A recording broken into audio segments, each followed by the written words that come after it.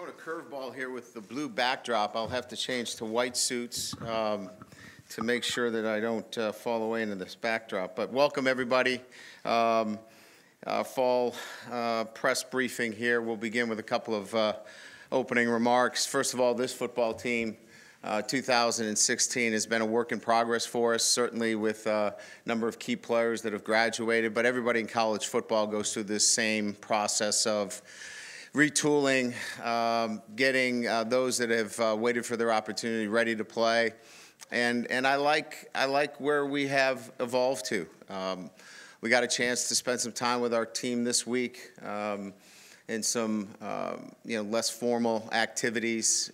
And a lot of the things that you have to work on are leadership, putting your guys in a position to succeed and letting them, grow and mature. And a lot of the things happen without coaches around. And this summer, a lot of that development occurred without coaches overseeing their day-to-day,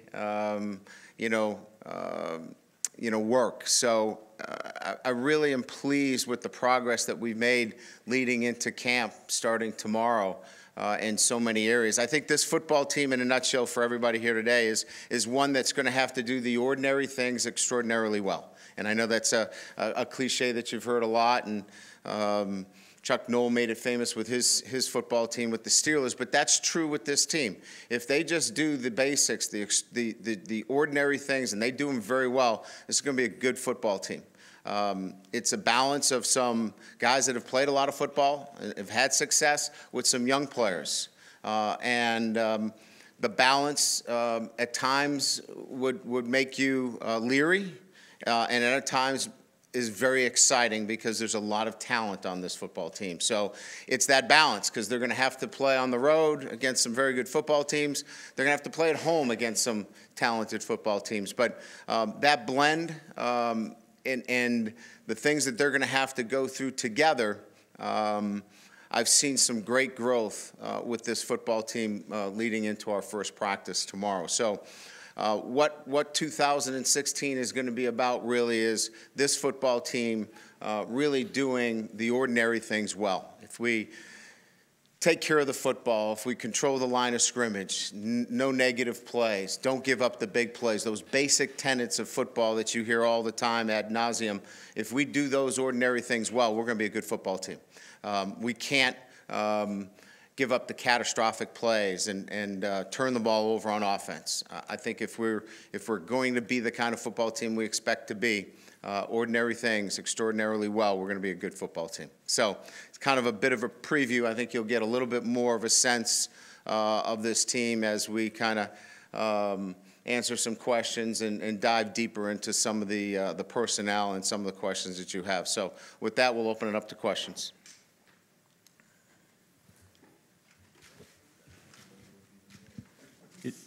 Why not? I got to let Eric start, right? Yeah. You're leading off. Okay.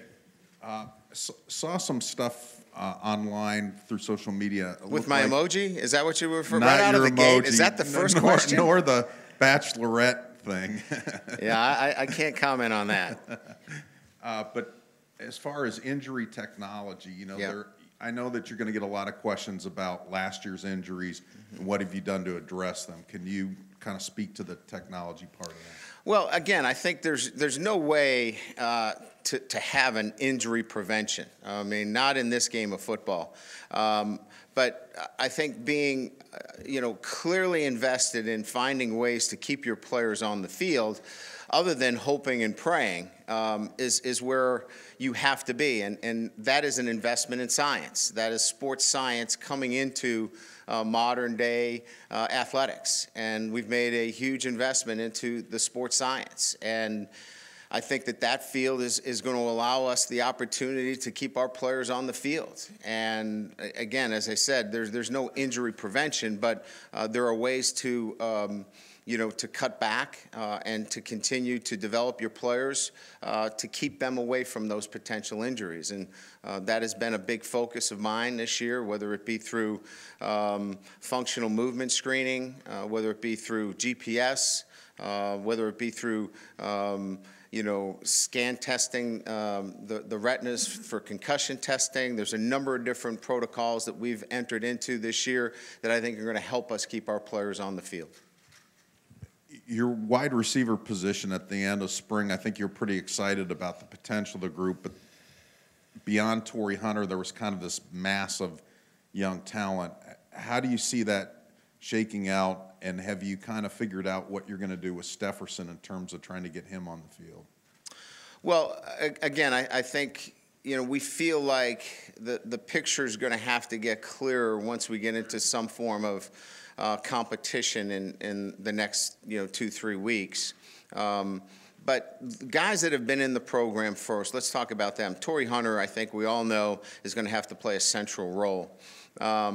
If you go back to when we had Michael Floyd here, we moved him all over the place. He was a central figure in what we did. We may have to move Torrey around a little bit as well to keep double coverages off of him.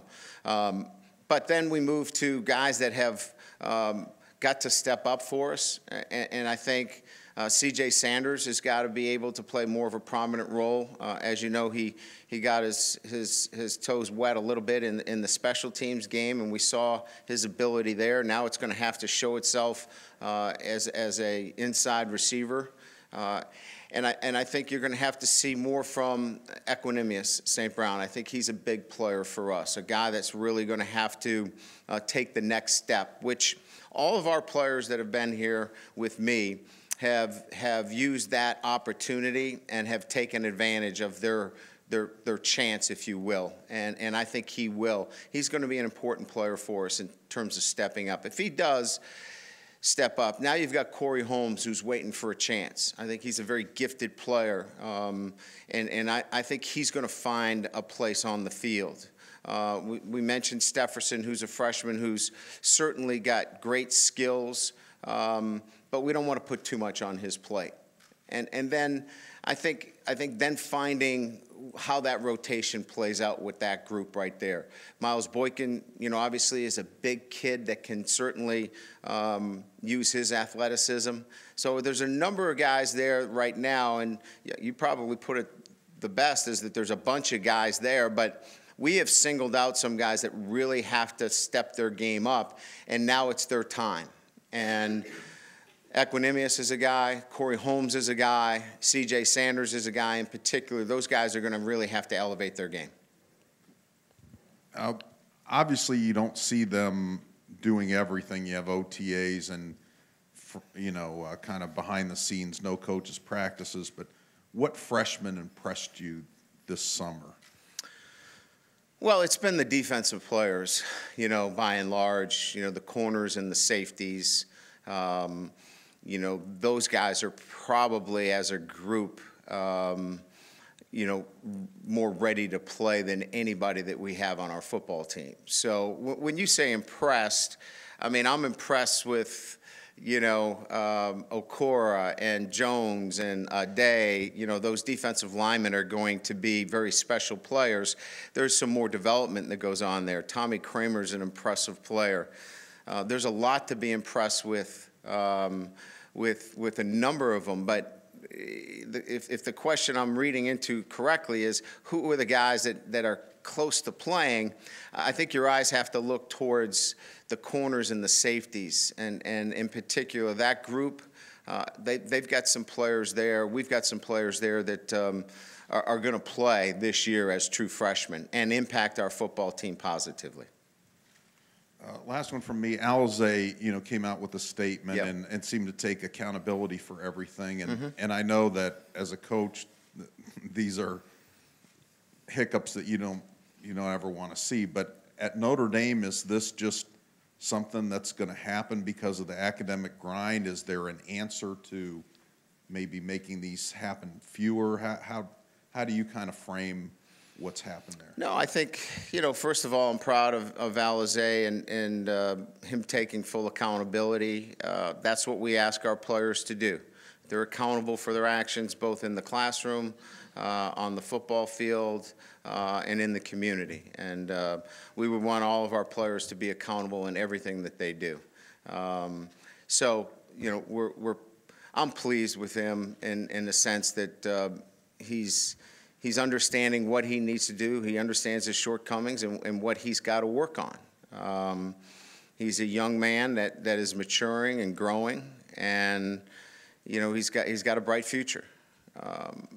He's just not going to play football for us this year, but he'll be involved in the program. He'll practice. He'll continue to develop, and like I said, I think he took the first step in the right direction of moving past this by being accountable for his actions.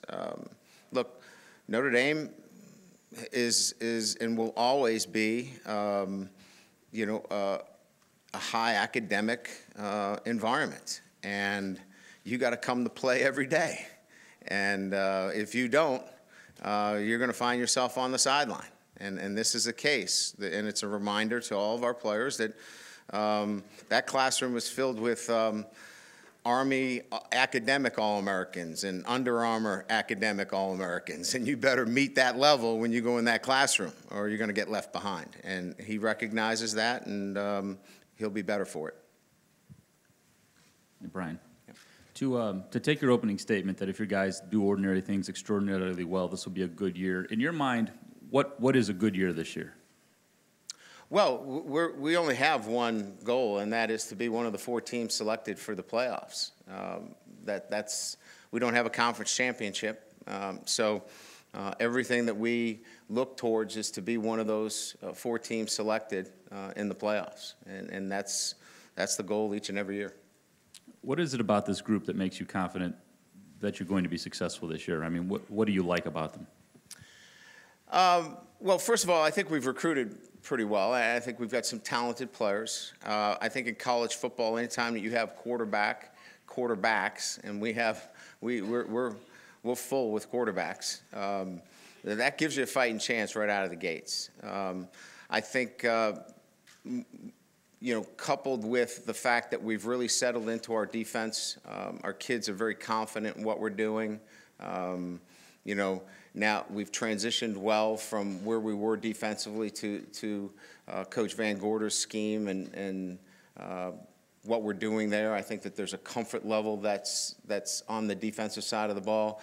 So playing good defense, having an excellent quarterback situation, that's a good place to start. Recruiting well, that's a good place to start, those 3 things. And then what I've seen with the growth of this team since January. I couldn't say that in January. I didn't particularly like some of the things about our day-to-day demeanor and how we handle things, but I do today. Since you went down the quarterback road, do you have a timeline as to when you want to name a starter? Or is that even something is that something you're concerned with? As a staff, we've talked about no timeline other than really doing a very good job of allowing both those quarterbacks to be who they are.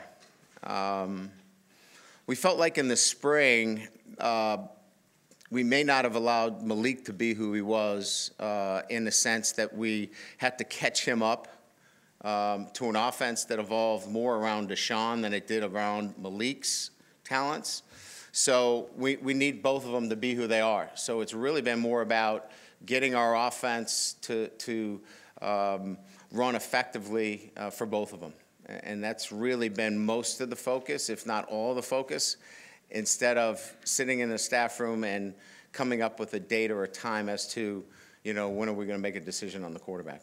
And moving forward, as you evaluate the 2 of them, how do you weigh what happens in camp versus Deshaun's body of work, which is pretty massive last year, Well, certainly you have a glimpse at what he can do, but then you put the Texas film on and see how easy it was for Malik, or you put on the LSU game and you see how easy it was for him as well. So, that's why we are where we are. And we've got 2 really good quarterbacks based upon what we've seen on film. And we got to let them both compete and continue to compete. And lastly, you've had some real quality offensive linemen the last couple of years, the Martin brothers and Stanley, that were great here and then moved on to the next level. How close do you see a guy like Mike McGlinchey to being able to anchor that line and kind of follow in their footsteps? Well, he's a really good football player. You know, he's got the size, he's got the length, he's got the demeanor, he's got the toughness, he's got all of the intangibles you want. You know, he's got some things that he has to continue to work on in terms of fundamentals. I think what Mike brings is that every day he's going to be working on his craft. But you know, I think it's not just, you know, that he has that kind of, you know, Nick Martin, Zach Martin, Ronnie Stanley kind of athletic ability, but he's got, you know, that toughness that you need every single day to play that position, mental and physical toughness, and that doesn't come along all the time, and he brings that every single day.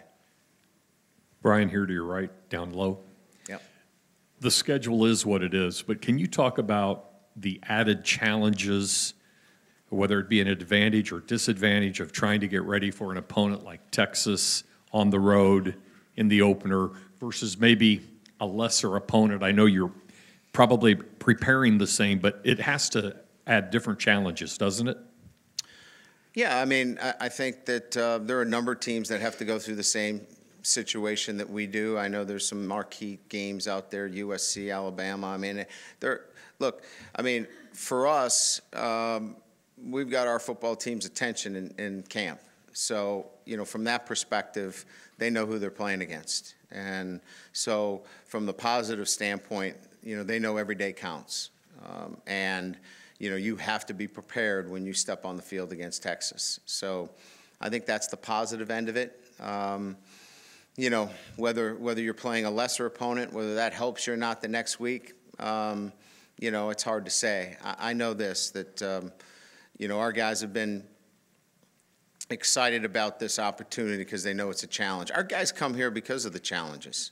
I don't think that they'd be as quite excited as if it was, you know, a no-name that they're playing. So Notre Dame's all about the challenges, and they come here because they want that challenge. They want the bright lights. They want the national televised games. And so I think if you polled our kids, they'd rather be playing Texas.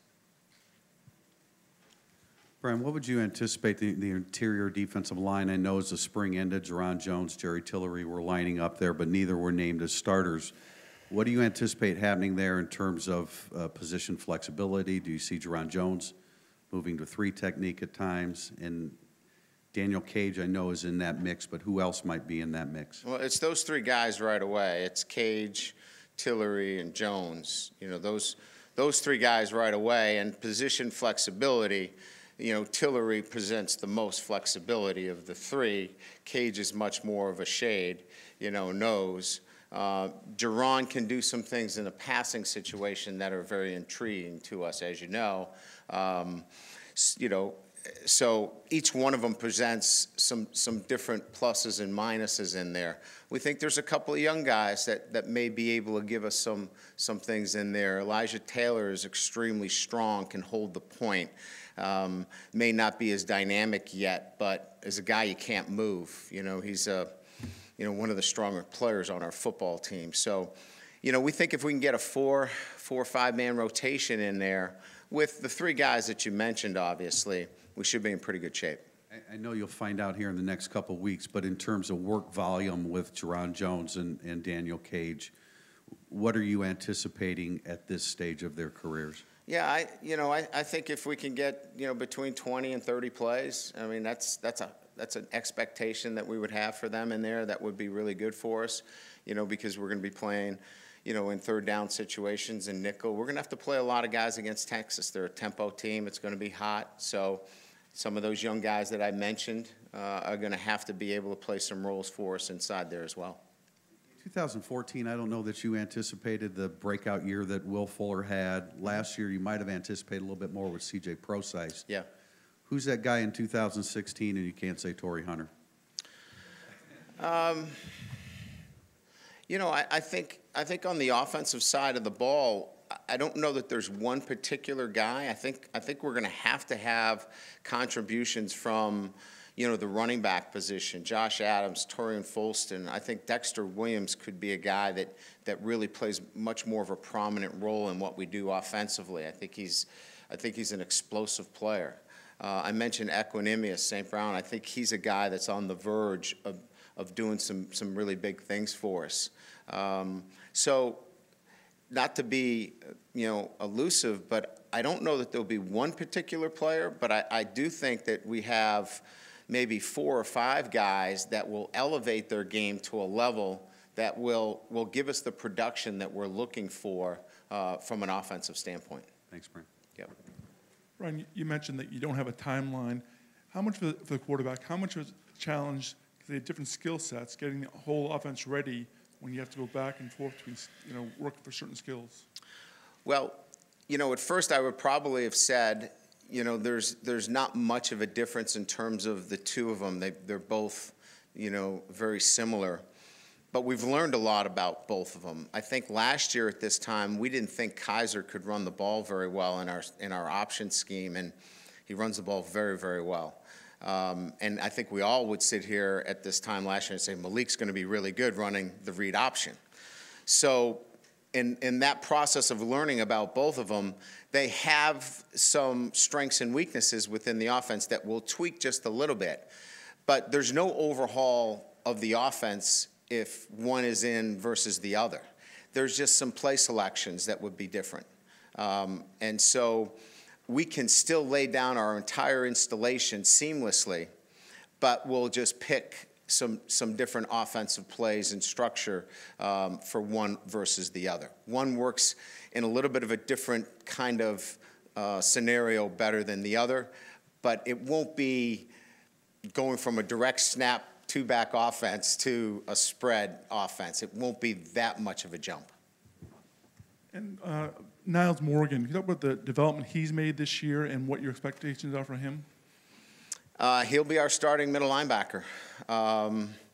We're very confident. He's gained the trust of the 10 guys around him, including the guy that counts the most, Brian Van Gorder. And that's huge. The middle linebacker position is the most difficult position to get down, and he's got it cold. He knows what he's doing. We got to get the second guy ready. That's our big concern right now is making sure we got the number 2 position. We can't have Niles go down in the first series and not have the number 2 position. So a lot of our work is we feel really good about what Niles is doing, leading that group. I think he's going to have a great year for us. Let's keep him healthy for all 14 games, and our focus is getting the number 2 guy ready. And can you talk about how he is as a leader? Is he a vocal leader, or what style does he take? Well, I think more than anything else, he's become and has to be, at that position, somebody that communicates. And he's now become the kind of communicator necessary to get the front lined up. We're getting better communication from everybody in the back end. They're doing their job. His job is to make sure that we get that front aligned, get them properly set, and he's doing a good job there. As it relates to being out in front of the group, look, he's not a guy that's naturally going to take the reins and jump out in front. He knows his role and his place is to be a leader on the football field, and he's doing a good job there. But he holds others accountable on a day-to-day basis like other players do in the program as well. Yep. Coach, over here. Yep. You sort of began with a theme that you started in the spring about your the players are getting more comfortable in the defense and the expectations there. Can you kind of look forward, and as you're getting ready for Texas, what are the things that you kind of expect to see during fall camp that are showing you that the players are not only getting it maybe mentally, but then kind of taking it out onto the field? I'd say probably more than anything else, no big play runs, no big play passes. Really eliminating those big plays. If you look at our defense last year, play really good defense and let up a big play. So eliminating the big plays, those are the things that we'll obviously have an eye towards more than anything else. Really, for us, defending aggressively, with our corners and safeties, being on the ball. And I think we're going to be able to do that.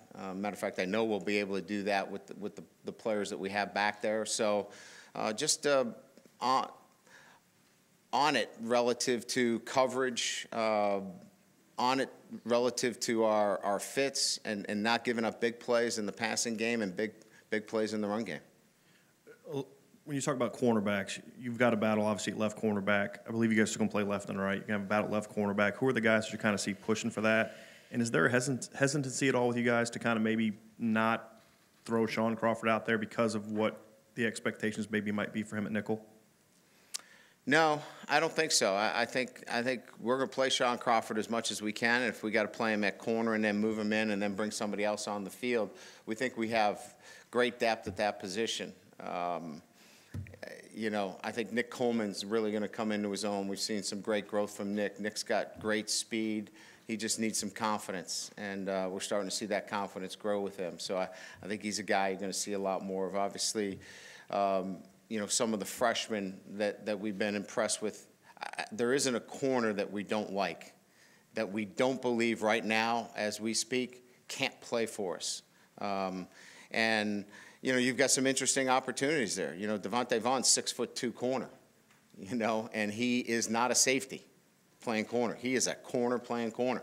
Here's a long, athletic guy that maybe he complements Sean Crawford, you know, at different times, at different places on the field. So we just think we've got so much more flexibility that we can do a lot more things with the number of players that we have back there. And then the last thing, you know, you talked about the offense evolving around the quarterback and the style of quarterback. Does that happen at all up front in the offensive line? You know, you lost 2 pretty good players. You lost 3 starters overall. There's some new guys with some new skill sets. Does your offensive line or your run game evolve at all based on the 5 that you end up with? Or is that kind of, this is who you are, and you got to find the right guys to execute what you do? I'm not sure. Do you mean, do we favor a group? No, like, so is it kind of like, this is what we run, and we've got to find guys to execute what we run, or, hey, you know, Sam Mustard's our center, and Barnes. I see. No, I think that, you know, our system of offense is clearly defined, and we recruit the player to fit that type of offense. And so, you know, the depth that we have on the offensive line is going to be such that the best player that is in there is going to be able to run and execute the offense that we have. Brian, you just mentioned Dante Vaughn as a corner. He's listed at safety. Is he a corner right now, or where do you guys have him? We got him listed at safety? That's Birch. He's got a kid now. You know, you got to give him a little leeway. No, he's a corner. Okay. He's a corner.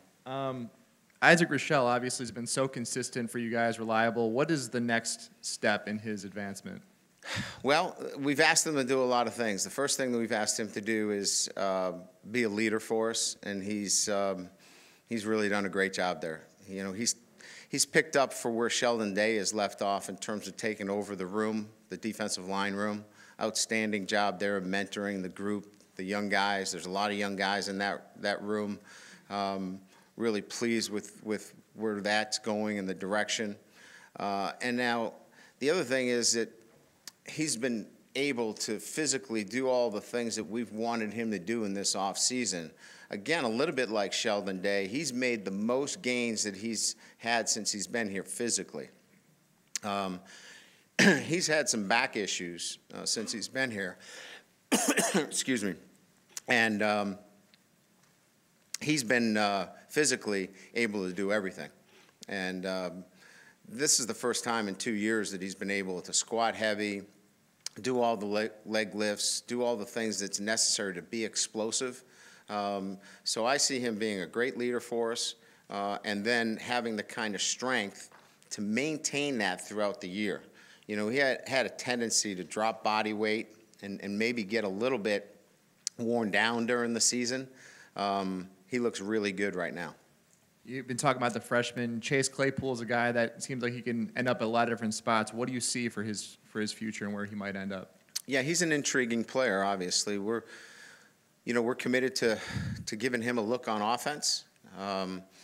We want to see what he can do. That, as I mentioned, the W position is one that's requiring somebody to step up. We want to see what Equinemius certainly can do. Miles, certainly what he can do. Chase will be in the mix there as well.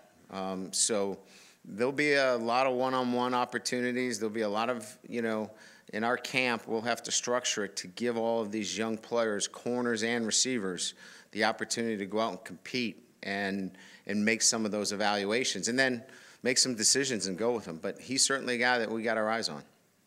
We've seen photos on social media of the guys working out, and the shirts say "Leaders Eat Last," and I was wondering what that means, if you kind of explain that. Yeah, so, each year we, thematically, we try to bring the group in on something that kind of has a connection to our in-service leadership. And, we had the program in here again this year. And one of the things that was really, I thought, for our players, something that stuck with them was that the leaders, really need to walk the walk and talk the talk. And so you really can't be a leader if you're not, picking up from behind. You got to be that guy that, picks up that piece of paper and puts it in the barrel in the locker room. You got to be the last one in, last one out, first one in. And so it kind of has that connotation of I'm going to let all my guys eat first. I'm going to take care of my group first before I eat, because I'm selfless, and I'm going to look over my guys first. And that kind of is what we're trying to build in the group, and I think I've seen that build over the last 3 months.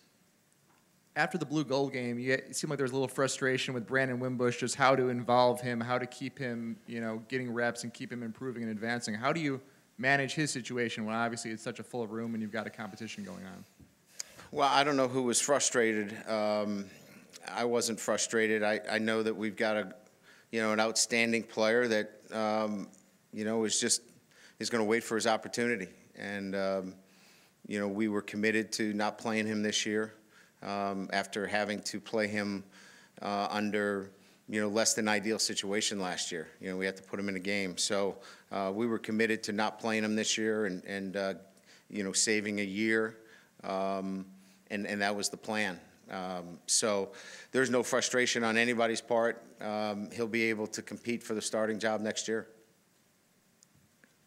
Brian, if you could talk about special teams. A couple of years ago, I think you went 3 games in the season without giving up a return yard, and you've got a lot of weapons coming back this year. Talk about the punting and kicking. Well, we saw the spring game. We know where we are. From a punting standpoint, we're really pleased with the production there. I think that could be an area of strength for us. Flipping the field. Look, everybody's looking for that guy that can pin people, inside the 10-yard line. But the consistency out of the position, the ability to flip fields. Give offenses long fields to work with. I think that's one of those hidden yardage pieces that's absolutely crucial. I think we'll be able to do that. The kicking game is solid. We had a freshman kicker last year. I thought did a very, very good job. He'll continue to get better. Our long snapping situation is consistent. We moved a new holder into the mix. So, I'm pleased with the kicking game. I think our coaching has been on spot there. And so the whole unit has been really, really solid in all phases. Our coaches are committed. We've got all of our coaches involved in different aspects of it as well. So I expect that to be a strength of our football team. When you look at the possible return game, you got so much talent on the squad and people looking for an opportunity to shine. Is it a wide open as far as kickoff return, punt return, who can jump in there and be creative? I don't think I've ever, unless you have Devin Hester or somebody like that, I think you're always looking for that, great returner. But, the kid we had last year was pretty dynamic. I mean, he returned a kickoff for a touchdown, he returned a couple punts. So, he's going to have first shot at it. But we think we've got some other guys that we'd like to take a look at as well. And we'll certainly, we're not going to close off the competition by any means. But there's a pretty good player back there. I think if there's any competition at all, it's probably a kickoff return and kind of see where that kind of plays out. Brian, over here. You kind of mentioned the whole leadership thing, but who over the summer really emerged as a leader? You know, was there someone who maybe you didn't expect would step up into that role over the summer? Yeah, I think James Onawalu, you know, was one guy in particular that really took hold of a leadership position for us. And, you know, he's a highly respected player in our program, but was certainly one that wanted people to take notice and certainly did. Yeah, I think Cole Luke did a good job, you know, being much more vocal and taking ownership in his role as a senior. I mentioned Isaac Rochelle, who I thought was a little bit reticent at times and had a tendency to kind of stand back and let things happen. He's making things happen. You know, Mike McGlinchey's a very vocal guy. I wasn't too concerned about him, you know, but he's been, you know, very vocal. He's been outstanding. You know, I think those guys, you know, in particular, to name a few, Torrey Hunter has been outstanding. The quarterbacks. So we're not where we were, you know, leading into the spring, where I was really concerned.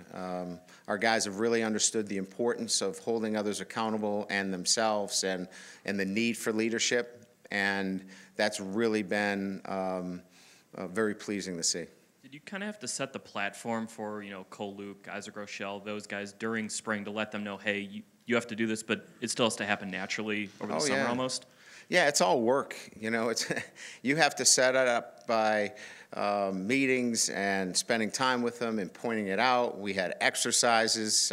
We had in-services. You know, we've tapped on, you know, our sports performance groups to come in and we've had position group meetings. It doesn't happen just naturally. You have to get in there and you know, get it moving. And when it starts moving in the right direction, it begins to grow itself. And with the right guidance, you know, that leadership starts to form, and it's formed very well over the last 3 months. With the quarterbacks, how important is it to have consistency in a coaching staff and the message coming from a coaching staff where, you know, you and Coach Denbrock have been here for a while and it's year 2 for Coach Sanford? How important is that to deliver the message to the quarterbacks? It's helpful. It's certainly helpful and eliminates confusion.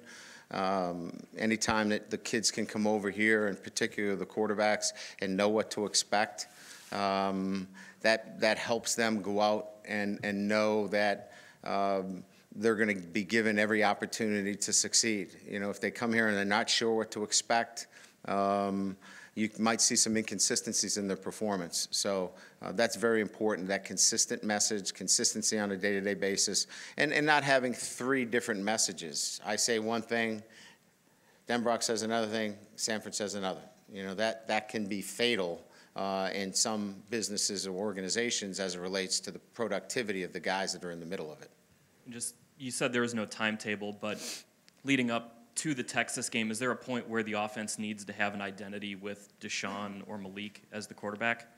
I don't think so. I was concerned about that earlier, that we wouldn't have an identity one way or the other. We know where we're going to go with this offense. It's not going to be so different one way or the other, and the locker room could care less. They know they're both really good, so there won't be any controversy. It won't be split or divided. Our guys trust that we'll make the right decision, and so from that standpoint, where I was a little bit concerned that we may not have an identity, we know what we're going to look like. Now it's just a matter of, you know, who's going to be taking the snaps. Brian, right up the middle. Does not having a weapon like Alizé affect the quarterback decision in any way in terms of, you know, a strength of one or the other, you know, leaning on the run game more or anything like that? No, you know, I think let's face it. He's a talented young man, but he had no touchdowns last year. You know, so we're going from no touchdowns to no touchdowns. So we didn't lose any productivity. He's going to be a good player. There's no question about that. But it didn't affect anything that we were doing offensively. We're returning our starting tight end healthy in Durham Smythe. So that's a really good thing. We're excited about that. And then once you settle in on whoever the quarterback is at whatever point, is that your guy, or would there be a short leash because the guy behind him is so talented? It depends how loud you guys boo, you know, and if it affects me or not, you know. There's just too many scenarios for me to actually answer that question intelligently. I mean, you try to put the best player on the field. They're both really good. Devoid of putting both of them on the field at the same time, which I haven't figured out how to do that in 26 years. We're gonna have to figure it out. But you know, yeah, you open yourself up to all the noise, right? If there's a bad series or a bad game, why don't you go with the other All-American, you know? So, you know, we got to be prepared for those eventualities. Just following up on that, with the quarterback situation, do you just prefer to stay in one lane, or is there, how do you resist the temptation to maybe give the other a series or two who is not starting? You had it very successful against LSU, but different situation. I haven't resisted any temptation, to be honest with you. I mean, all I can tell you is that, you know, we're going to let both of them, you know, compete, you know, we think we'll have a starter for you, but I don't know what'll happen during the year. You know, during the year, there might be a lull in the game where we feel like, all right, you know, the other guy's practicing well, we'll play him. I don't know. I mean, for me to stand here right now and tell you that, you know, one guy's going to be the starter every single game would be foolish of me. I've got two really good quarterbacks. So I really couldn't tell you what I'm going to do other than we're gonna have a starting quarterback. And then we know that the number two's got to be ready too. I got to have two really good quarterbacks in college football. I think we've all seen that your guy's going to get dinged up, he's going to come out, and you better have the other guy ready to go because nobody really cares that your starter went down. You got to win anyway. So I got to get both of them ready to play at the highest level. And then what happens, how they go in, we'll just figure that out when we get there. With Alizé out, you still have a pretty good situation at tight end. You returned the starter at Durham Smythe, but Nick Wisher came in as one of the top recruits several years ago, maybe wasn't physically developed enough yet to contribute. The return of Tyler Luatua at the end of spring, huge helps. Surprise there. Can you just expand upon each of their roles and especially the discussion you had with Tyler to come back? Well, you know, with Durham back, you know, he's a guy that can do a lot of jobs for us. He knows the position very well, can catch it, you know, can run block for us, very committed, he's healthy. Nick Wisher, we think, has got the strength now necessary to do all the jobs. We think we've got two really good tight ends there. And then you add, you know, Matuska, who's an inline physical guy that can give us some of that, you know, tough, you know, blocking and is very capable to catch the football. He's not going to beat you down the middle of the field, but he can catch the football for us and you know, the short passing game, and Tyler Luatua, who's a physical player as well. So, you know, we've got two guys that are multidimensional that can do all the things, and then two real physical guys at the point of attack, and it gives us really great depth. Tyler, you know, just, you know, obviously just like anybody else, it's tough at Notre Dame, you know, and he was, you know, going through being long way from home and not playing a lot, and, you know, he went through a tough period with some injuries, and you know, as you know, his spiritual faith, you know, obviously was weighing on him. But, you know, as he looked at everything, he had a lot of close friends here, and he loves Notre Dame. And so, you know, you can't blame a kid 21 years old that, you know, is trying to weigh all those things out and, you know, came back to the realization that this is home for him, even though, you know, he is from, you know, the West Coast and close to a number of people in his faith at BYU, this was the right place for him. We've talked about the competition at the receiver position with especially the youth there. Maybe the most competitive single position might be the will linebacker. You know, with you have Coney, you have Asmar Bilal who moved there in the spring. You mentioned Greer Martini potentially there. Mm-hmm. How do you see that shaking out? And is Greer potentially also that second Mike linebacker? Well, he could be. I think that, he may have to cross-train, at that position because we do have some great depth there at the will linebacker position.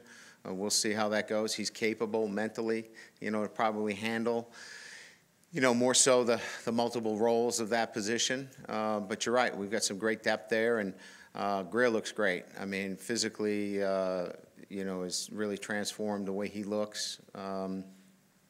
And is physically in a position where he, I think, can play a lot of football for us, a lot of high level, at a high level. And so, yeah, I think that's probably, right, that he'll get a chance to probably look at both of those positions, but we'll see how that plays out in camp. And is anybody ruled out for camp because of injuries or any My type injury of sheet recovery? here. Justin Brennan, as you know, has got the list frank. He's got the screws out. He's moving, but he's still probably about 4 to 6 weeks away. And Devin Butler, obviously, he re-broke his foot here in the summer, so he is out. Other than that, everybody else is cleared to go. Nick Watkins is not fully healed yet, but he's doing everything.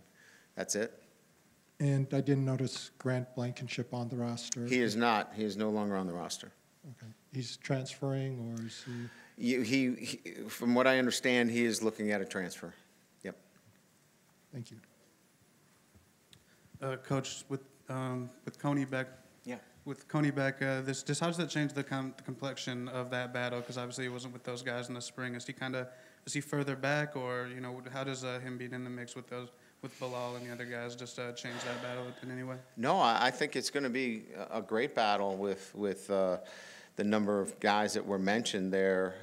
We think that both of those guys have different skill sets. Asmar is extremely gifted, athletic, can run, but Coney is physical and has some unique traits as well. We just went through our functional movement screening, and his level of performance in that was off the charts. So, we're very deep at that position, and that generally works its way out. You know what I mean? We kind of figure out where those guys go. But on paper right now, when you go to camp, you look at it and go, "Wow, they got too many guys there." But we'll kind of figure that out. And then just when you look across all the positions that you have battles or just uncertainties, is there one that you want or expect to be sort of figured out first as you go into this camp? Is there one that I want figured out first? I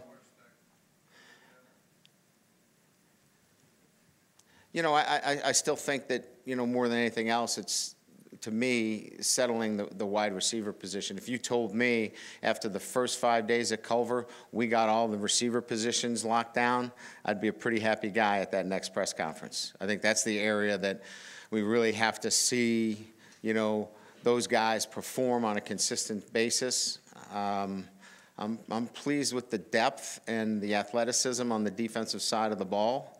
I think that's going to work itself out. I think the offensive line is going to work itself out. I think the running back position is. We got to see who's going to be those guys that are going to step up at wide receiver. Thanks. Yeah. Brian in the middle. I was curious, at right guard, is there a certain timetable by which you want to have the offensive line, just the first team line set and ready to go? And who exactly are the guys involved? I guess, where are the freshmen in kind of that role? Well, Kramer's the guy that would be involved, at that right guard position right now. I'd say we would bounce Tristan Hodge over there as well. Take a look at him. So Hodge, Hunter Bivin, and Kramer. Those guys will get the first look, going into camp. So, and then kind of play it from there.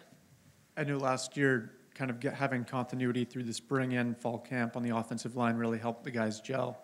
So is there a certain time by which you want to have them sorted out?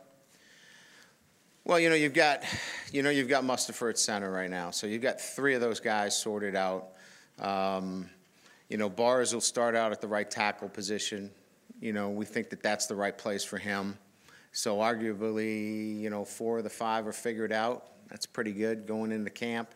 You know, there'll be competition for bars. I'm not handing him a position. That's not what I'm saying. But, you know, there's some pretty good continuity there right now.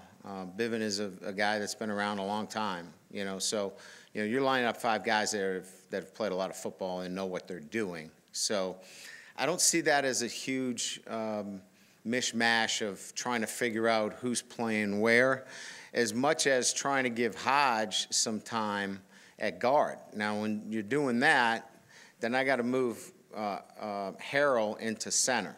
And Harrell's been, you know, without Harrell, we're in trouble. I mean, that guy is, he's worth his weight in gold for us because he can play almost every position on the offensive line. And so he gives us the flexibility to virtually do everything. He's our utility guy that can play guard, center, tackle, a little bit of everything. And, you know, he's invaluable to us on the offensive line right now. And then at the back end of the defense, what have you seen from Max? I know you sent home from the bowl game in the spring, in the summer.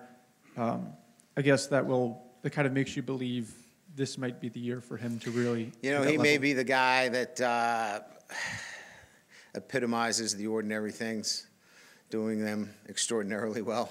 Just got to do the ordinary things. Doesn't have to do anything spectacular.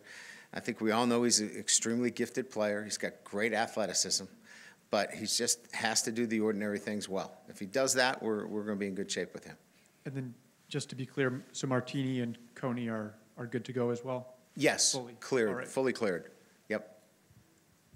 Brian, over here. Yes. With the quarterbacks, if they're more similar than different, and who you choose isn't going to affect the identity of the team, why not just play both? And would that be the best way to keep number 2 sharp? Because Let's do that. Let's play them both. I say, Pete, why in the heck aren't you sitting here? And let's just change. I mean, aside from press conference questions. Well, I get paid your money, too, yeah, so that would be awesome. When you look at what worked for you at Cincinnati with Pike and Caleros, you know, certainly what worked in the Music City Bowl, is that just not a feasible solution? I have not taken anything off the table. Really, honestly. Look, if you go down the roster, and I think we're all reasonable to look at the offensive roster and look at the playmakers on offense, 2 of them are on the quarterback side. So I got to look at all of those and factor every one of them in. And so for me not to look at every scenario possible as it relates to the quarterback position, I would be not being smart as a football coach. So we'll look at every option and everything that's available to us to put the best offense on the field. So everything's on the table as it relates to that. Changing gears, when you have situations like Alizé, you really had something like this the last 4 years. Mm-hmm. It creates a hurdle on the recruiting trail. What's your counterpunch to that on the trail? Because clearly you have a good one based on how you've been recruiting over the last few cycles. Are you telling me that our peers, nobody loses anybody to academics across the board? Nobody? So that would be my argument, that, look, Notre Dame's hard. And if you're not prepared and you're not going to come here with the focus and attention to work in the classroom, you could get dinged. And I'm not afraid to say that to anybody or any mom or dad when I go in the home. And you better be prepared to work hard in the classroom. But I also know that you can overcome it, and that we'll stick with you and we'll support you and we'll be there for you. We're not going to throw you aside. We're going to back you up and make sure that you grow and develop as a man, and that you take accountability for your actions and that you're better for it. At the receiver position with so much youth potentially playing at the same time, what challenge does that create for you as a staff in terms of what you can do offensively? You haven't had a whole lot of freshmen come in and play major roles over your 6 years here. So what kind of dynamics does that create when you have so much youth at once? Well, in fairness, you know, the guys that are going to have to step up are not going to be true freshmen. I mean, KJ's going to play a role. We know that, but we're not going to put him in. You know, he's got to go save the game for us. You know, he's going to be in a role, but it's not going to be the guy in this offense. It's going to be the guys that I mentioned. Corey Holmes is going to have to step up. He's been here 3 years. You know, EQ's been here now. This will be his second year, and Sanders 2 years. So those guys have already been in the system. They know the offense. They've played in games. They know what it looks like. They've been at Clemson. They've been at Stanford. So they know what's expected of them. So those are the guys that we're pushing, you know, to step up to that next level. You talked about this a little bit in a statement yesterday about the Bleacher Report aspect. Yeah. The benefits for your program. I guess, did you see any negatives, especially after the way Showtime went last year, in terms of the exposure it got, and I think, you know, maybe penetrating the recruiting market a little bit more than what Showtime would be able to do? Yeah, I think you've hit it. You know, the penetration into a targeted audience, right, and the social media piece is huge for us through the recruiting medium, you know, who they can reach, the millions of people that they can reach. Pick up your phone and you can be on Bleacher Report. You couldn't do that with Showtime, although they do tremendous pieces on television.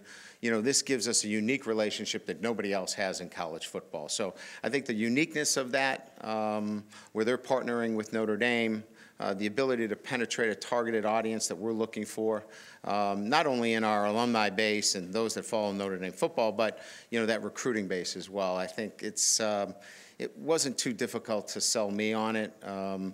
You know, there's obviously a bit of work that has to go behind the scenes again, but much, much less than the Showtime piece.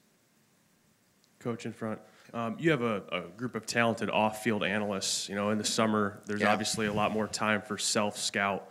What were a couple of things on the offensive side, the defensive side, that, you know, they were able to bring to you, set down on your table and say, you know, maybe here are some tendencies we need to look at, and here's how we can fix them? Well, if I told you, then it wouldn't be a secret anymore. Yeah, I think we've done a really good job of utilizing the brain power that we brought in. Greg Hudson, as you know, a former Notre Dame player, and you know, was at Purdue and Florida State, is joined us as a defensive analyst. Jeff Burris, you know, former player here, is a senior analyst. We've added both of them. And not only do they have defensive roles, but they help in looking at our offense as well from a defensive, you know, prism. And so we've been able to utilize them, and as well as, you know, a number of the guys that are on staff that have given us the insight from a self-scouting standpoint that have allowed us to clean some things up that maybe gave tendencies, or how we were getting played, you know, offensively by, you know, formations or plays that allow us to maybe, you know, break some of those tendencies. And that's really what you get with the extra, you know, brain power, if you will, and the analysts do a great job with that. Coach Light talked in the spring a little about self-scout. Again, a little more time now. We're playing a lot of open field safety, maybe a shift now to a little more post safety.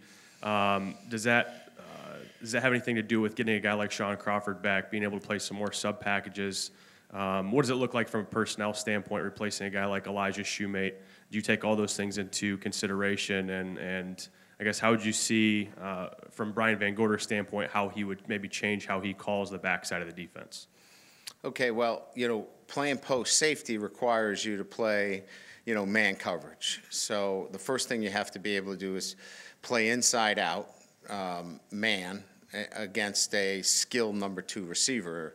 And we believe that we can do that with Sean Crawford. So it all evolves around the ability to play a nickel in a man situation.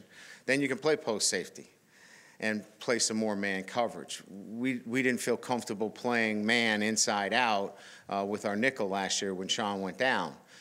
That gives you the opportunity to play more post safety because you can play some more cover one. We feel like we can with the corners on the outside.